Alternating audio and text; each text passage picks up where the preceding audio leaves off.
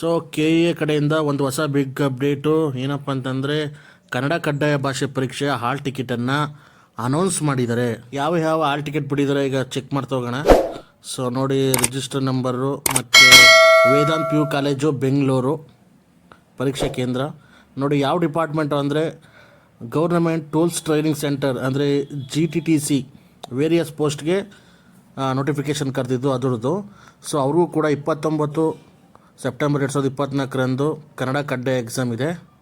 So ನೋಡ್ತಾ ಇದ್ದೀರಾ ಇಲ್ಲಿ ಹಾಲ್ ಟಿಕೆಟಲ್ಲಿ. ಸೊ ಹಾಗೆ ವಿಲೇಜ್ ಅಕೌಂಟೆಂಟ್ ಕೂಡ ಅನೌನ್ಸ್ ಆಗಿದೆ ಹಾಲ್ ಟಿಕೆಟು. ಬಿನಾನ್ ಸ್ಮಿತ್ ಡಿಗ್ರಿ ಕಾಲೇಜು ಬೆಳಗಾವಿಯಲ್ಲಿ. So village administrative officer revenue ಡಿಪಾರ್ಟ್ಮೆಂಟಲ್ಲಿ. ಸೊ 29 ಸೆಪ್ಟೆಂಬರ್ 2024ರಂದು ಕನ್ನಡ ಕಂಪಲ್ಸರಿ ಎಕ್ಸಾಮು ಕೂಡ ಅನೌನ್ಸ್ ಆಗಿದೆ. ಸೊ ಇಲ್ಲಿ ಏನಪ್ಪ ಎಡವಟ್ಟು ಅಂದರೆ ಈಗ ಹೇಳ್ತೀನಿ ನೋಡಿ.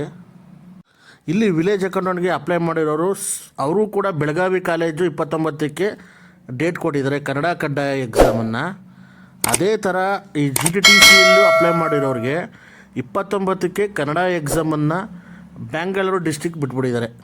ಅಂತಂದರೆ ಒಂದೇ ಎಕ್ಸಾಮು ಎರಡೆರಡು ಜಿಲ್ಲೆಗಳಲ್ಲಿ ಎರಡೆರಡು ಸೆಂಟ್ರು. ಸೊ ಈಗ ಎರಡಕ್ಕೂ ಅಪ್ಲೈ ಮಾಡಿರೋ ವಿದ್ಯಾರ್ಥಿಗಳು ಹೇಗೆ ಎಕ್ಸಾಮ್ ಬರೀಬೇಕು? ಈಗ GTTCನೂ ಅಪ್ಲೈ ಮಾಡಿರ್ತಾರೆ, ವಿಲೇಜ್ ಅಕೌಂಟೆಂಟ್ನೂ ಅಪ್ಲೈ ಮಾಡಿರ್ತಾರೆ.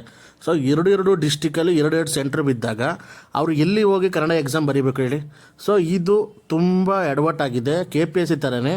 ಸೊ ಇದನ್ನು ಆದಷ್ಟು ಬೇಗ KEA ಅವರು ಒಂದು ಕ್ಲಾರಿಫಿಕೇಷನ್ ಕೊಟ್ಟು ಎಲ್ಲ ಸ್ಟೂಡೆಂಟ್ಗಳಿಗೂ ಭಯ ಆತಂಕನ ದೂರ ಮಾಡಬೇಕು ಅಂತ ನಮ್ಮ ಚಾನಲ್ ಮೂಲಕ ಕೇಳ್ಕೊತಿದ್ದೀವಿ. ಇದೇ ಥರ ಹೆಚ್ಚಿನ ಕಂಟೆಂಟ್ಗಳಿಗೋಸ್ಕರ ನಮ್ಮ ಚಾನಲ್ ಸಬ್ಸ್ಕ್ರೈಬ್ ಮಾಡಿ. Thanks for the watching. ಮುಂದಿನ ಅಪ್ಡೇಟ್ಗೋಸ್ಕರ ನೋಡೋಣ. Thank you.